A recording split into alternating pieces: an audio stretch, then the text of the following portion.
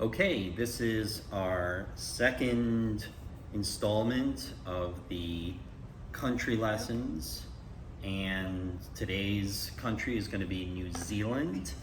So we have everything ready over here. We have our enchantment of the world, New Zealand, and we have our National Geographic Atlas over here with maps of the area, map of New Zealand, so we're all good to go over here.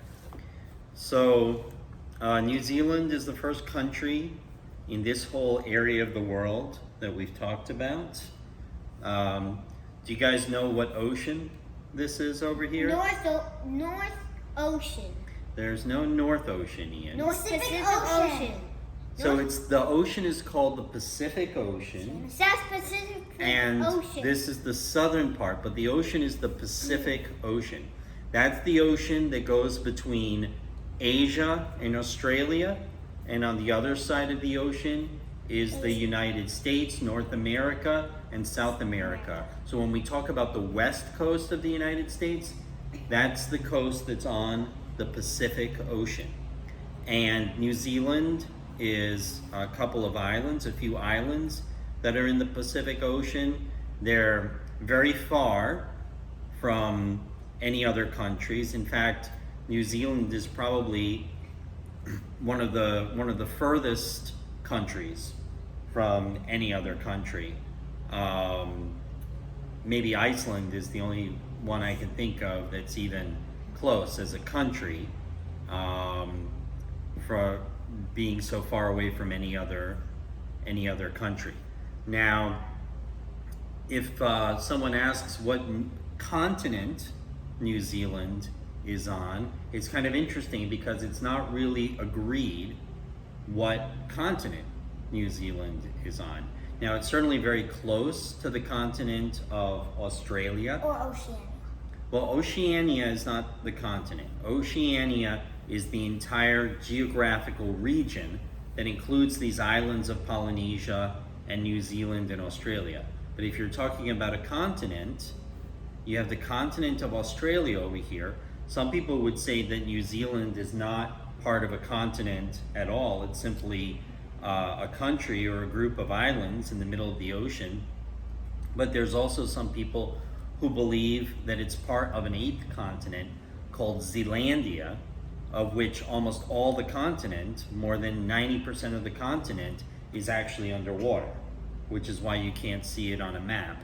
But just because land is underwater doesn't mean that it isn't there. And there's a lot of land underwater around New Zealand, so some people think it's really got its own continent of Zealandia. Now, why don't we go ahead and do a quick video over here just to get you guys going. And this is going to talk about the people, the first people of New Zealand. Right. And they were called the Maori. And the Maori were people who came over on boats from other islands in Polynesia. They originally came there from Asia, and nobody came to New Zealand until less than 800 years ago, which makes it the last country, the last place that's now a country that humans ever populated, because it was only populated for the first time less than 800 years ago. When people first came to New Zealand, they found there, on the very edge of the vast Pacific, an untouched land of wild rainforest and fiery mountains, with impenetrable woodlands and monsters within. For before that time, some 800 or so years ago, whilst crusaders and steppe nomads fought it out far away on the other side of the world in Eurasia, no humans had ever set foot in New Zealand. That's the year 1250. Existing in perfect isolation from the rest of the world, 770 years ago. A rich tapestry of life, eons in the making. Since that landmass first split off from the other continents on Earth some 80 million years ago, embarking it on its own unique evolutionary path. Not only was New Zealand unpopulated by humans, but it was mostly lacking in mammals in general. For this was a land of birds. Avian fauna hadn't filled every single ecological niche in the food chain. Avian fauna means avians are birds. That's the scientific name for birds. And fauna means any kind of animals. The last tiny holdouts that survived till present. That's a kiwi At bird. the very edge of the earth, then existed a prehistoric lost world of flightless giants and winged predators. Left alone to grow to immense sizes in perfect equilibrium with each other for millions of years. Yet, all this was about to change. For some time, around 800 years ago, gliding along the waves by sail and oar on double The canoed boat they came catamarans, over on. likely numbering no more than a few hundred hardy and determined travellers at first, either fleeing from strife in their homeland or striking out anew, humans arrived in New Zealand. Originating in Southeast Asia some 3,000 years ago or more, the far-flung people known today as Polynesians had made crossing the open Pacific their specialty. Ushered ever onwards by the innate human desire to move and explore. Guided across the horizon by the skill of master navigators, utilising time-honoured techniques of pathfinding, passed on to chosen individuals down through the generations. Today, we can only speculate and wonder the lives those early Polynesian settlers lived. So the first thing that we need to know about with the history of New Zealand is going back to the year 1250. That's when we believe the first Maoris came over on boats. And for about 300 years, they were there completely undisturbed by anyone else, and they built their society over there. And it wasn't until less than 500 years ago, in 1542, that the first person of European origin came to New Zealand. That was an explorer by the name of Tasman. He's the one who the Tasmanian Sea and the island of Tasmania are named after. And Tasman tried to land some boats in New Zealand, and the Maoris thought that he was attacking them, and they attacked him in their canoes, and they killed some of his men. So they ran away. They told people not to go to New Zealand, that it was very dangerous. And in fact, no one tried again for another couple of hundred years. And that's when a very famous explorer named Captain Cook first came to New Zealand. He had a little more success and was able to land boats and was able to communicate with the Maori, with the indigenous people in New Zealand. So of course, over time, the way that Europeans do, they started trading things with the Maori, and of course taking advantage of them, and started letting their people live there and making settlements there, and basically trying to take it over. And of course, they eventually introduced serious weapons like guns into New Zealand, and they also introduced new diseases that the people of New Zealand, the Maoris, had no experience with. So a lot of Maoris died because of like battles and warfare with guns that the English and other European explorers brought over, and also because of diseases. So the Maoris, there were eventually battles and wars between the Maoris and the Europeans, between Maoris and other Maoris, and eventually there were many more European settlers and colonizers than there were Maoris. The numbers of the Maoris went down, the numbers of the Europeans kept going up, and it really ended up becoming more like an English country.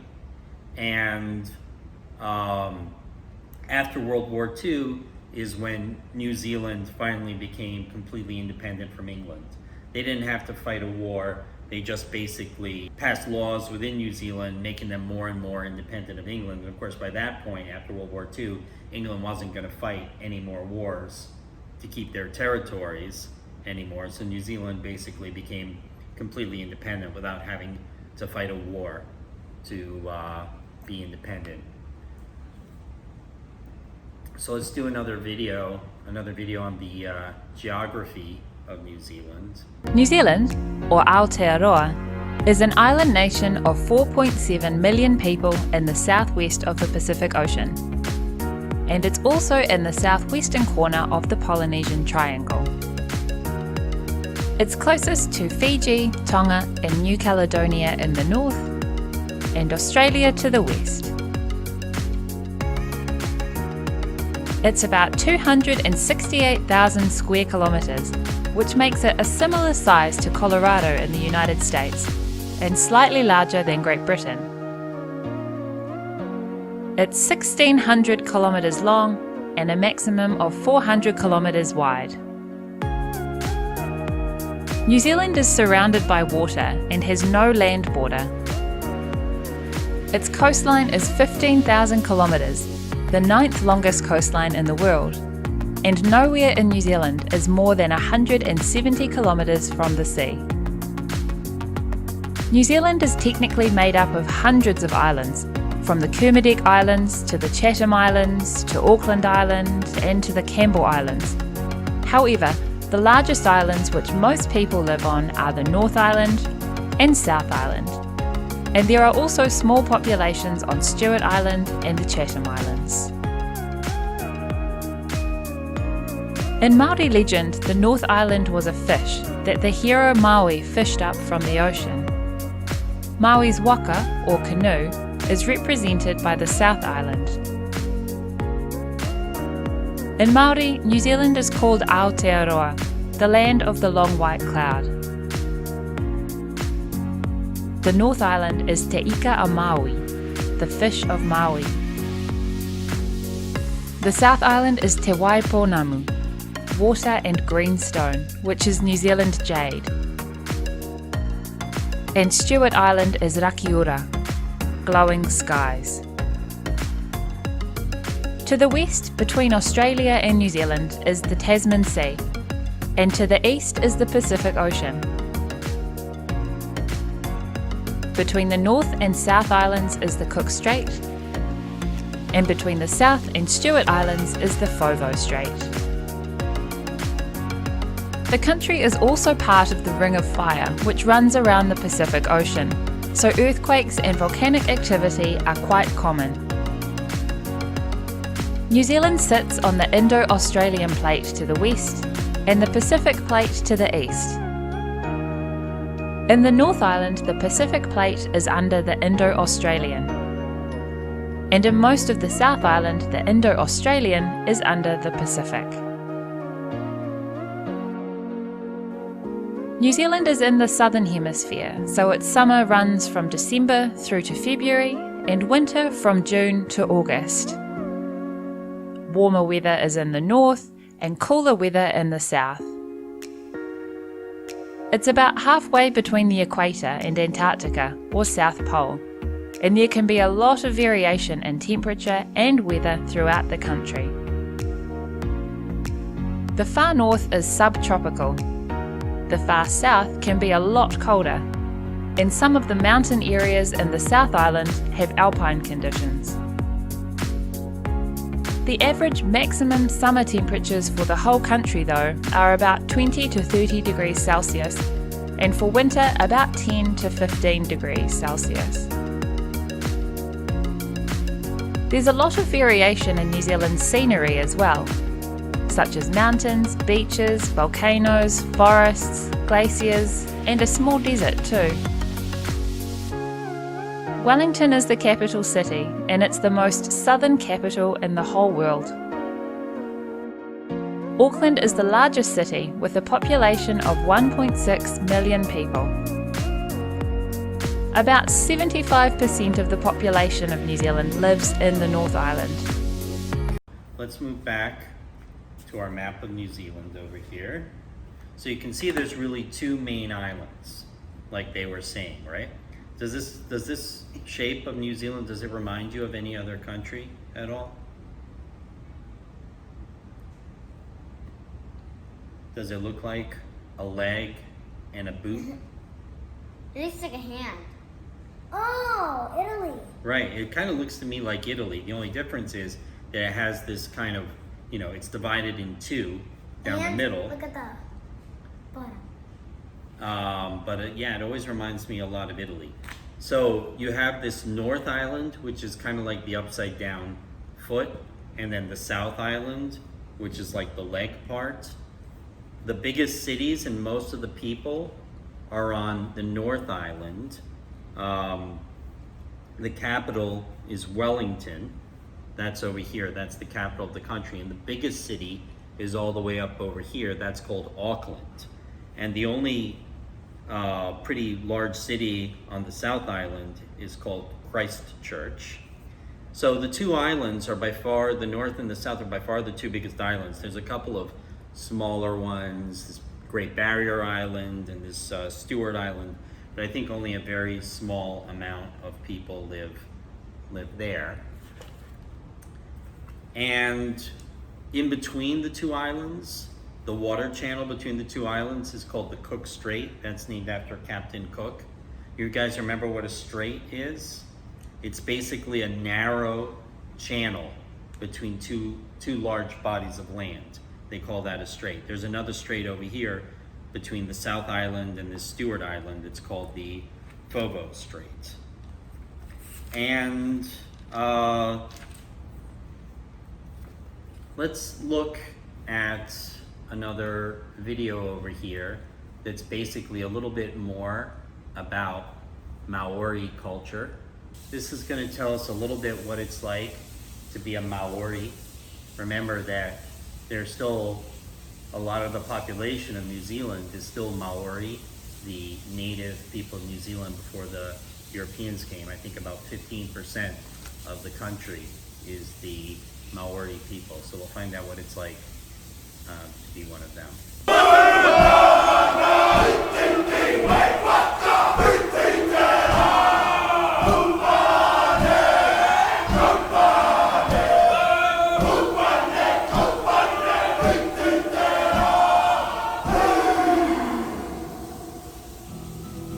This is the Mitai Maori village.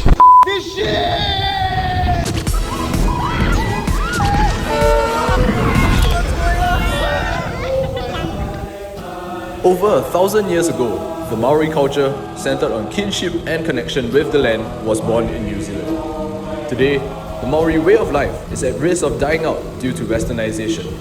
However, the community still fights to keep their unique culture alive.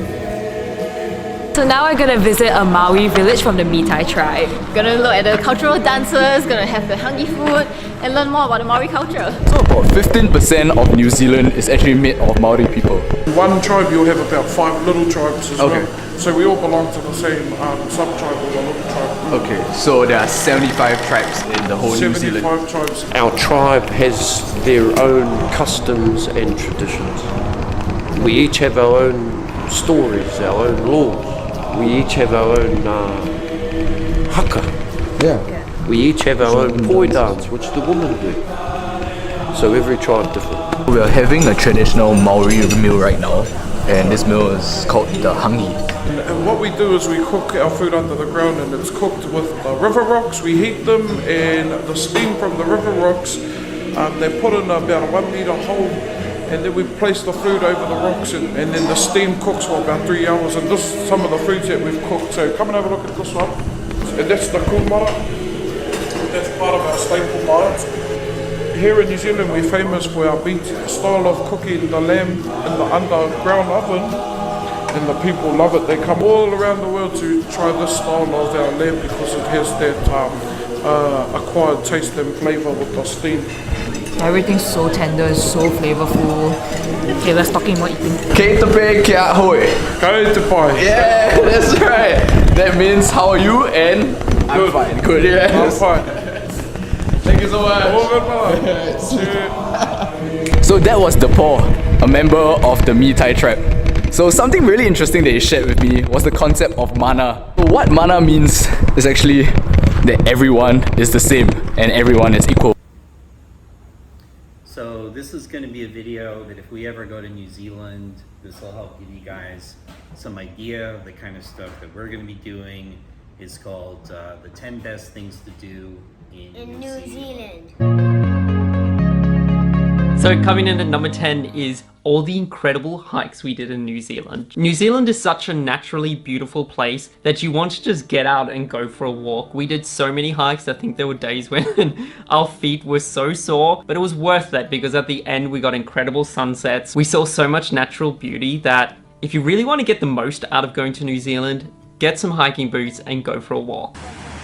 This is me in shock over that book. It looks like a painting.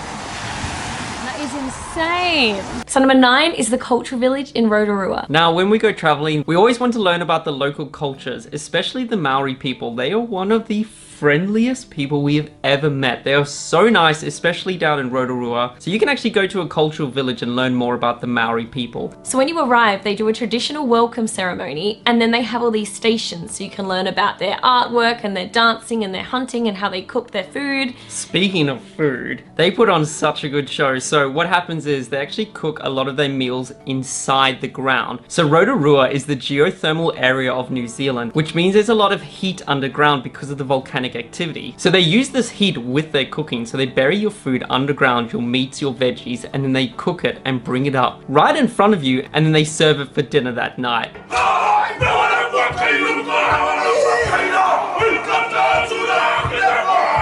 So coming in at number 8 is the glowworms in Waitomo. It's pretty much the main reason why you go there, but it is such a unique activity in New Zealand, you just cannot miss it. We've never done anything like it. So you literally enter a cave, you have your torch on, and then the guide tells you to turn your torch off. And then you look up at the roof, and there are thousands of glowworms shining all over the roof. They're like a kind of like a blue color. Yes. You honestly can't describe it. You have to do it for yourself, but they look like glowing silkworms. So it lights up the cave and it just looks like the night sky, like thousands and thousands of stars. We just came out of our first cave and that was so cool. Number 7, swimming in ice cold waters. Now there was one day where we visited Hokitika Gorge, and it is this glacier fed water.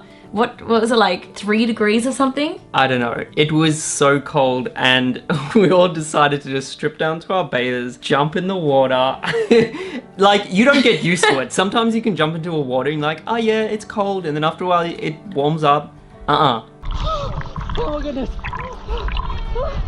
You'll find that a lot of our top reasons to visit New Zealand kind of happens in Queenstown because it is just the adrenaline capital. Coming at number 6, I've heard about the rope swing in Queenstown, and I've bungee jumped and skydived before, but I'd kind of saved the rope swing for later because you pretty much drop 60 meters before going into the swing. That was double the size of my original bungee jump in Whistler in Canada. One of the girls on our trip wanted to do the rope swing, but not by herself. So we decided to do a tandem, and they have so many different ways you can do the rope swing. We decided to do the rope cut. They dangled us over the side, and then they quickly cut our rope. I'll have to cut to the footage. It is seriously one of the best experiences to do. Are you scared? Yeah, I'm very scared. Are you very, very scared?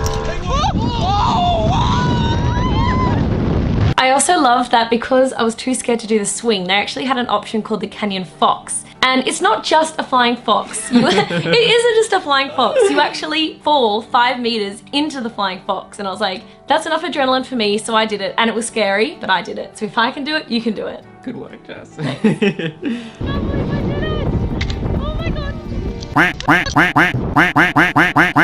So number 5 is going in an ogo in Rotorua. Now, you probably haven't heard of the word ogo before, but you may have seen it before. So what it is it's like a big plastic ball filled with a little bit of water. You go inside it at the top of a hill, and then someone just pushes you and you go down the hill. It is like the weirdest activity ever, but it is so fun. It is really fun if you go tandem with someone else. Yeah. Because you're kind of like whacking into each other and like both laughing. By the end, I had stitches and I couldn't breathe because I was laughing so much. But it's one of those expectations reality things. Yeah, if you cut to the footage of outside the ball, it doesn't look anything like exciting. But once you're inside the ball, it's like chaos.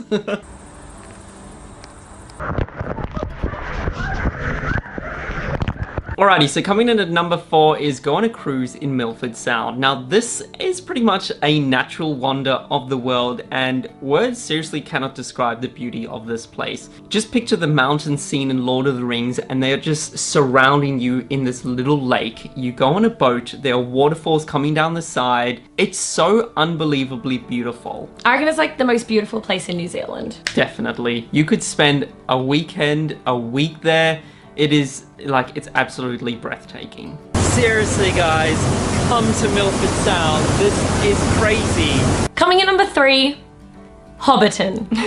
Yes. He is an absolute Lord of the Rings fan. Hey, you went to New Zealand because you saw the movies. Don't put this all on me. You can't describe Hobbiton. It is like walking into a real life movie set. You walk in there, you see like Frodo and Gandalf, and it's actually a really beautiful spot. So even if you aren't a fan of the movies, I'd suggest you still go there because the hills that they've built the set on, it's just... It's so like New Zealand. Yes. You know? That's the perfect word. It's so New Zealand. So nothing is rebuilt. It's all there from the movie. One of my favorite parts is that they've actually kept the pub from the Hobbit movies there, and it's still working. So you can actually go and get a drink. It's all included in the price. You can go and grab a beer, grab like a meat pie, and sit at the pub right where they filmed the movie and sit back and have a drink after the tour. Frodo could have sat here. This could have been the table where they're all cheersing and getting drunk on. Alrighty, so coming in at number 2 is back at Queenstown again, and this time it's canyoning. We have never done canyoning before. We actually had never heard of the term. So what canyoning is, you start the trip by abseiling down into a canyon. You're fully geared up with wetsuits, with protective helmets, and you're just going on an adventure. You jump off waterfalls, one bit you zip-lined, and you had to undo your zip line and just fall 10 meters into the water. You're just going through, you feel like Indiana Jones. Like, honestly, it's so much fun, and we were the only people that did it on our tour group. So if you guys go on a wild Kiwi trip, seriously, the best advice we can give you is do the canyoning in Queenstown.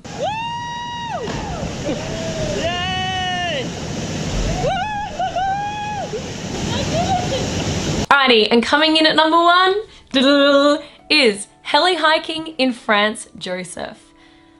Wow. Oh my gosh, this is amazing. So what you do is you jump in a helicopter and you fly and land on the base of a glacier, and then you spend about 2 or 3 hours hiking through the glacier, like hiking through little ice caves, hiking through walls of ice. You have crampons on which attach to your feet so you can clip onto the ice. You have ice picks, you're walking through there and you're climbing the glacier. We even went into a point where we're in a cave and there was a rope and we had to drag ourselves through the cave. And then when it's all over, you jump back on the helicopter and then they fly you back down, back into the town. It is amazing, hands down our favorite thing we did in our time in New Zealand. It's a little bit pricey, so make sure you put some money aside, but it is well worth every single dollar. So worth it. Oh my. So that was our top 10 things, top 10 reasons to visit New Zealand, but in our 21 days, we saw so many things, including surfing in Raglan, the shot over jet in Lake Taupo, wine tasting in Napier, checking out the geothermal pools in Rotorua, finding Narnia in Coromandel, kayaking through Abel Tasman, having so much fish and chips, eating a famous Ferg burger, finding that Wanaka tree, i.e. the most Instagrammable famous tree in the world. So guys, the things I want you to remember about New Zealand, first of all, that it was the last country to be discovered by people, any people at all, and that, like many other countries that we talked about, it had a native people, and then Europeans came and kind of messed it up for the native people who were there. But now there's still a lot of native people who live there, and they have a pretty good relationship between the native population and the population that's descended from Europeans. There are 2 big islands in New Zealand. It's pretty easy to remember. North Island and South Island. You can't go wrong with that, right? Yeah. And It was north and south. And the capital is Wellington. The biggest city is Auckland, and there are a lot of beautiful things to see, glaciers and canyons and a lot of natural stuff. That's what it's really famous for, and a lot of fun things to do. So something for you guys to look forward to in about 7 or 8 or 9 years when we finally go there. So that is all for New Zealand on the continent of Zealandia, or no continent at all. We're not really sure. Bye-bye. Bye-bye.